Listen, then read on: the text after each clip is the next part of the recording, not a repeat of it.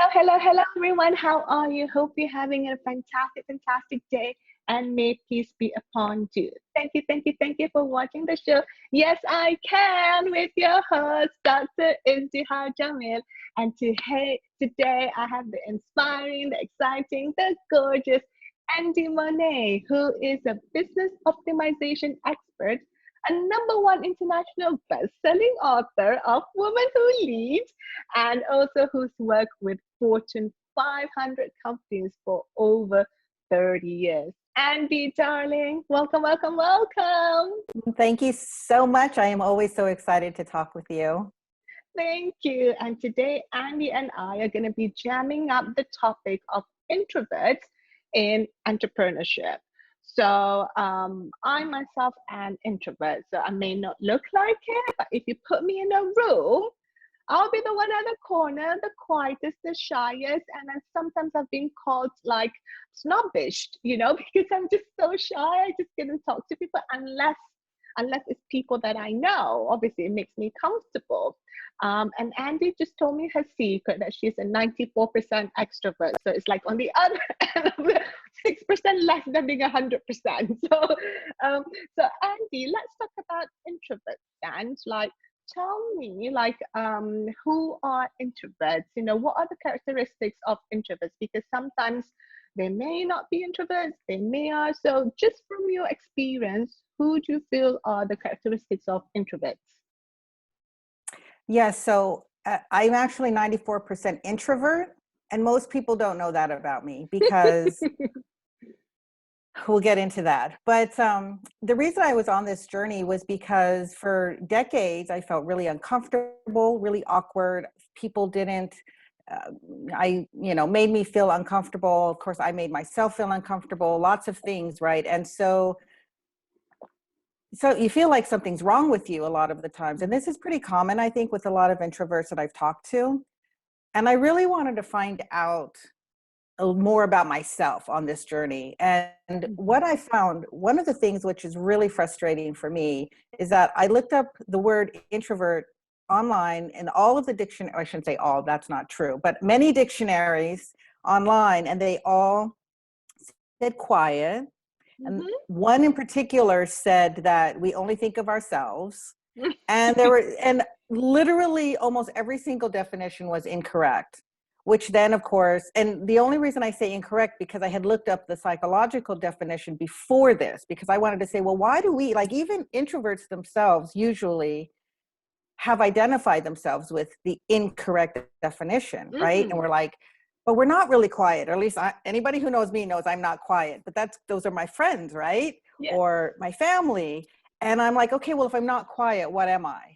In that whole identity question, for me, that's what it was, okay, well, if this is what society says, and this is what I believe, why is it that I believe this? And that's why I started looking literally at the definitions. But here's the thing that I found out, which I love, and part of why I'm talking with you is that the psychological definition has absolutely nothing to do with being quiet. It has nothing to do with thinking about ourselves, because let me tell you, it's usually not thinking about myself, except when I'm uncomfortable and what should I do? And really exclusively focuses on where our energy comes from, what excites us, what drains our energy. And that one piece is really what being an introvert and an extrovert is all about, is where do we gain and lose energy.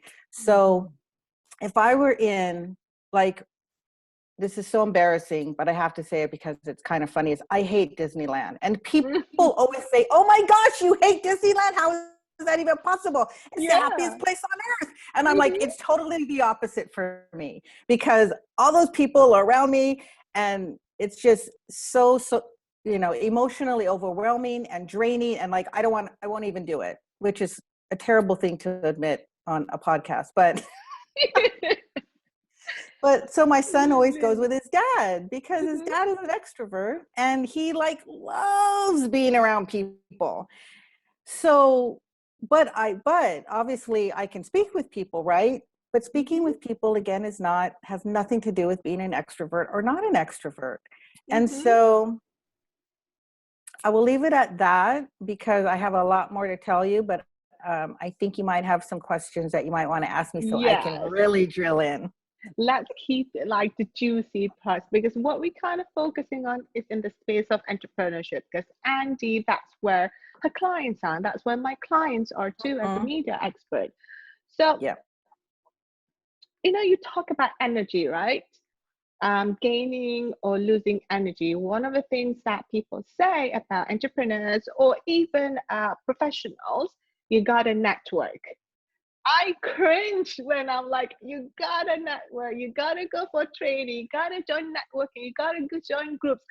I'm like, oh my God, and I do it just because, it sometimes it's beneficial, but oh my God, Andie, I feel nervous. I think it takes a lot of my energy just Yes, to create that absolutely. relationship. Like, okay, smiling is not a big deal. I just smile, right? But then I have to think about what I'm gonna ask questions, how I'm gonna approach this person. I'm like, why do I even torture myself like this?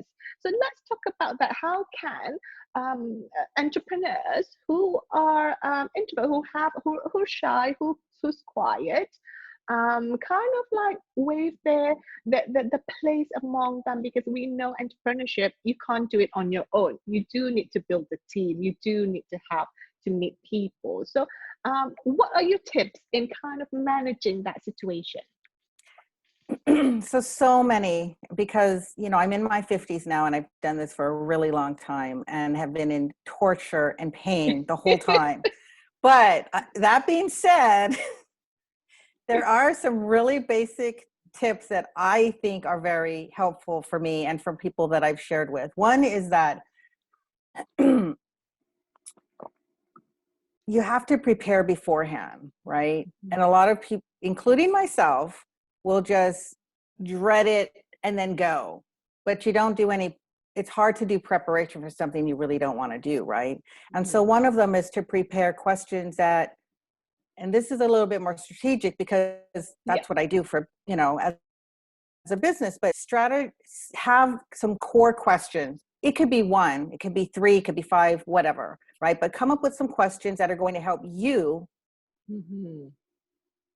I don't want to say this in a sales way, but find clients. And what I mean by that is not like they're going to be your clients, because usually networking events are often not, because I do B2B, Mm-hmm. but questions where you're finding power partners is what is often they're called. Like, so I'm a business consultant and I work really well with attorneys, actually.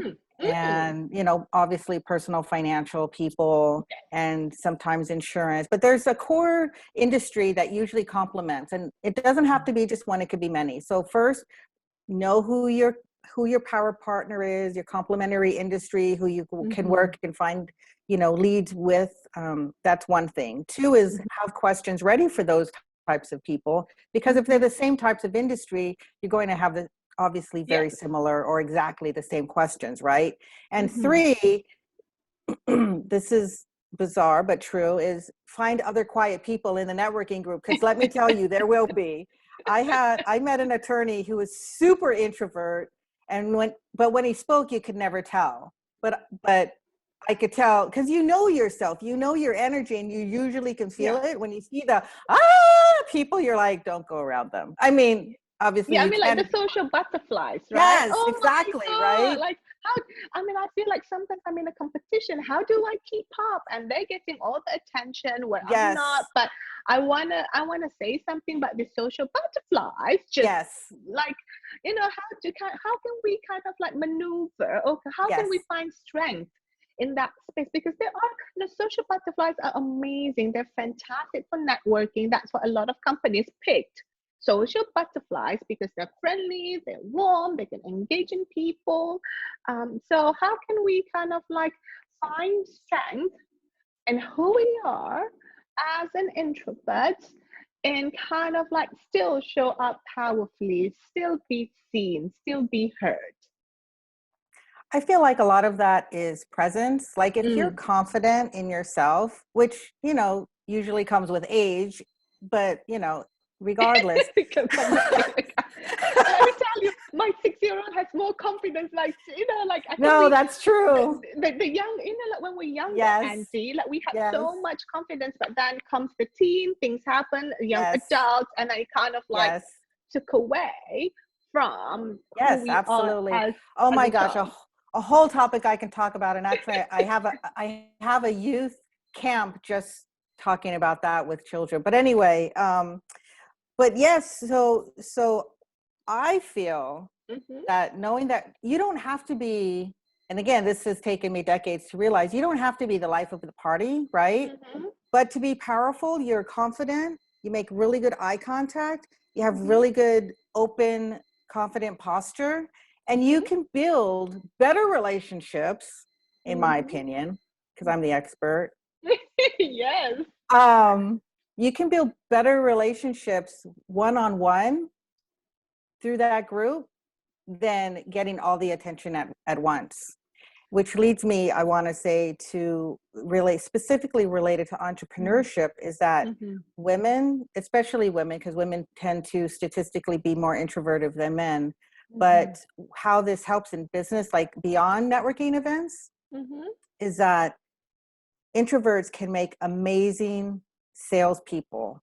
And sales mm-hmm, is really hard for women, and that's one of the things I teach is sales for non-sales people, and for mm-hmm. women. But we build really great relationships one-on-one because we care. And I don't mean that as a woman, I mean that as an introvert, right? We care about Absolutely. building relationships, we care about what people think, we care about, Mm-hmm, finding out more about them, or, mm-hmm. how can I be of help to them, or how can I be of service to them? And so there's this whole nother universe that people don't recognize, that we rock it. I'm telling you, like in our own way that may not Mm-hmm. be seen by the whole room, Mm-hmm. but we can make one great, amazing business partner, friendship, lead, contact, customer with one amazing person in the room at a time. And that is still very powerful. Absolutely. And it is about intimacy, isn't it, Andie? Because now we're getting so big, so large, globalization, internet, but we forgot that actually intimacy is what connects us. The being heard, women being heard, women being feel valued. I mean, obviously my clients are women, but being heard, being valued, being making important. And intimacy, I feel that it's just the thing that's gonna seal the deal, because when you have that intimacy, you build that connection, you build the trust as we come up, as we become more intimate and more, it's like I feel like it's going on a date, isn't it? So it's like It going on a is. It is like that. date. You're like, well, Like, I'm not going to walk up to somebody and ask them to marry me, right? But exactly. And you're not going to date like a bunch of people unless you're in a different kind of relationship, which is like, it's not here, the discussion here. But do you know what I mean? It's like the intimacy of it. You feel special, you feel valued. And it's easy to, and as like you point out really well, nail in the spot, introverts, we listen, right? So when we listen, we care, and we start to think about how can I help? What are the ideas that I can help this person? So coming in from that, right, Andie?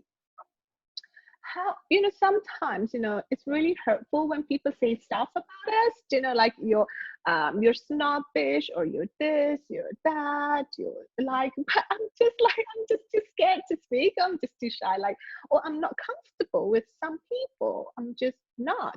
So how can we kind of like build our padding, our little bubble? At the end of the day, we're human beings. So how can we build that bubble, Auntie, so that we're not as much affected, or we can just like, whatever, I'm just gonna go and move on. yeah, that's a really hard question because I've only recently sort of been comfortable with that. Mm-hmm. But I have found, well, this is again kind of embarrassing, but sometimes you just want to smile and nod, right? And all you do is walk around going, I mean, not that awkwardly, but right. But and then like, that whole RBF face, like the resting bored face. I Yeah. have a resting angry face. Like I look angry. And it's a horrible thing because I'm totally not an angry person at all. But even my son will say, are you angry, Mom? I'm like, no. He's like, oh, you must be thinking. And so There he there it is. is.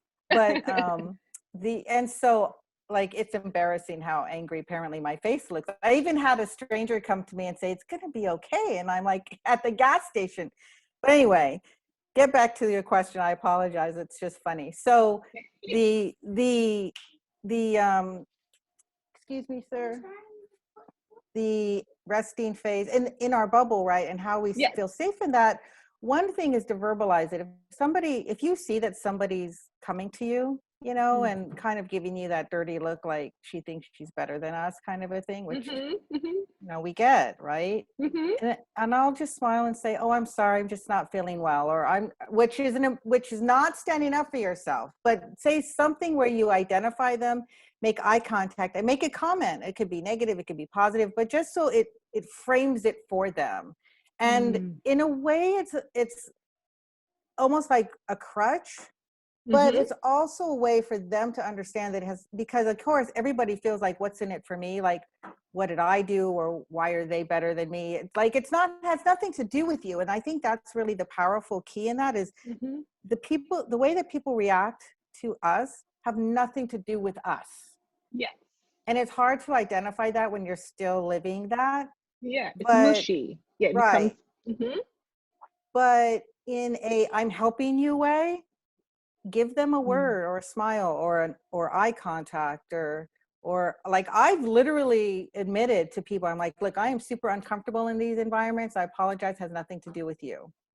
Right. And they're like, oh, okay. And then they're like, all happy again. Like, just some kind of communication, I think, helps a lot of people. And it also helps you, as you get better at this, to really communicate your space, right? And so exactly. Your that's made space, a big difference. that's amazing. Just kind of use words, right? Hey, like you said, just be honest in a way. Like, I'm really not comfortable with this. I'm not comfortable with a lot of people, and people just like, oh, okay, then, you know, now they've heard you, so they can deal with you, right?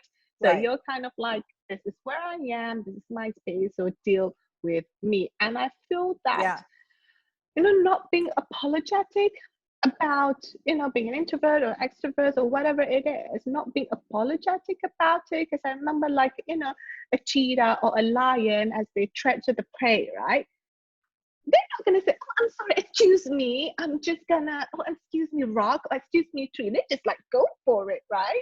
And I feel that's kind of the things that we want to hone in and be fully acceptance of that as we move along in entrepreneurship or networking. So coming up as we wrapping it up, Andie, so we know who introverts are, we know the tips that we can use to kind of like manage through in a group environment. And I just wanted to kind of hone in, right? What is your mantra, Andie? So when you go to, I know it's unavoidable, but you know, we do have to meet out people. It's an unavoidable kind of thing. What is your mantra in kind of like standing strong?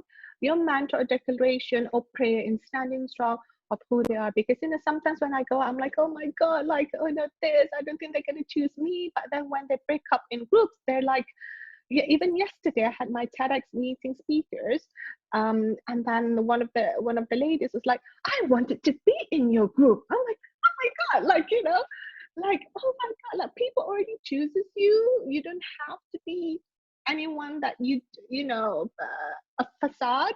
So what are kind of like your mantra in standing strong and embracing, embodying yourself? Oh, it's taken many years, but you know, I wanted to share this one quick sentence, which is, I was in my 50s before I really found my voice and really understood my value.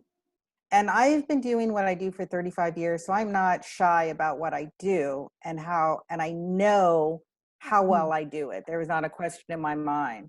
Mm-hmm. The voice piece really comes from a different aspect, which as Mm-hmm. a whole person, not like as a business person is one thing. I own a business. Correct. I'm great at it. I help a lot of people and I'm super passionate about it. But I'm more than just a business owner, right? I'm a mother. I'm, a A person in wife. community, a Mm-hmm. woman of faith. I'm all these other things. And so my answer really goes back to two things for me, which is God put me on this earth to do something.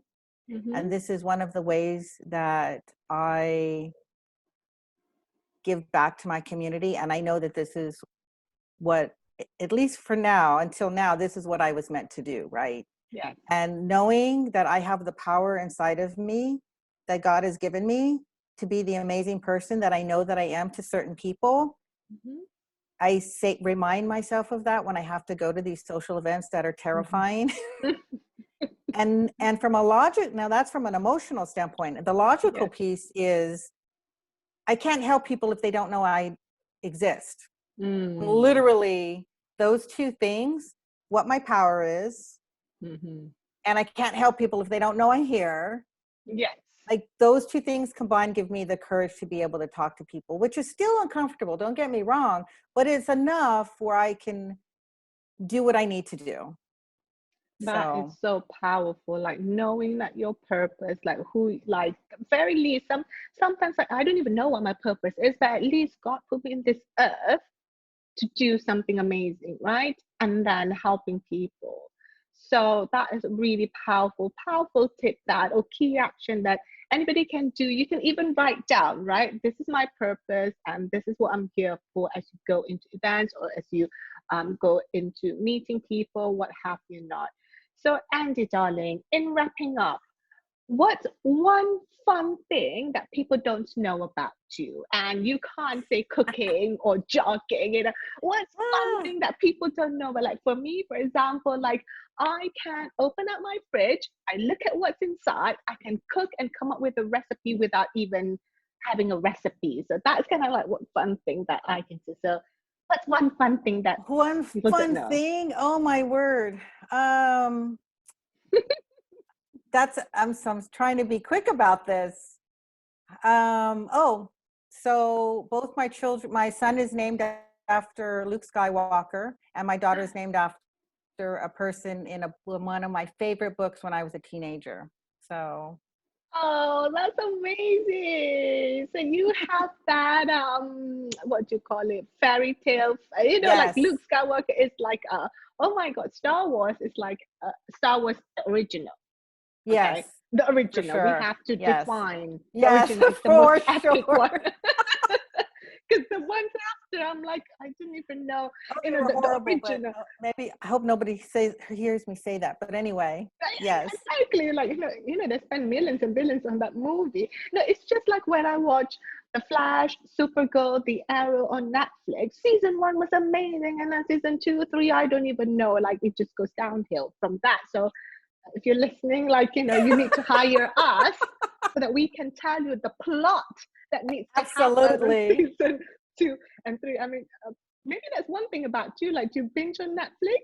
Like, do you I watch? do, but I watch movies. I love movies. It's my escape. Like, and I don't mean to go down this road, which I probably shouldn't, but I don't drink. I have never done drugs, but I say that because I'm like super like boring, I'm like, Yeah, give me a movie and a popcorn and maybe yeah. a walk in the park. And I'm like, I'm perfect.